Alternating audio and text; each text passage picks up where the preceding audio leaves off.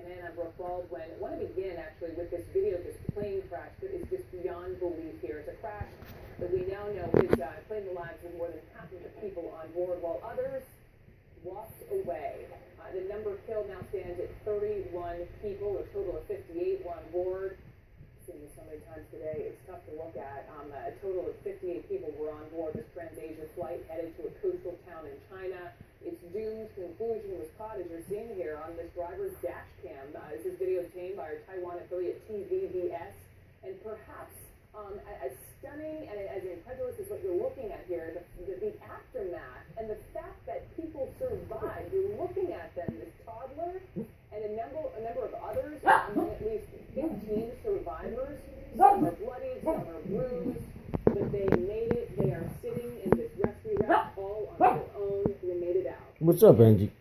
We have the crash for you in slower motion so you can see exactly how it turns. And one of the questions is why it turned, right? This is how the ATR-72, the twin engine plane. Looks like it turned left. A taxi. That was a taxi. All right. The people inside were just injured, amazingly enough. Flipped the bridge, flipped over the side of the river into the city of Taipei in the river, thank goodness. The civil authority in the region has now branded all ATR-72s. Let me turn to Sean. Oh, maybe it did turn left. Flight accident investigator. Sean, welcome. Hello. Sean looks pretty happy about this crash.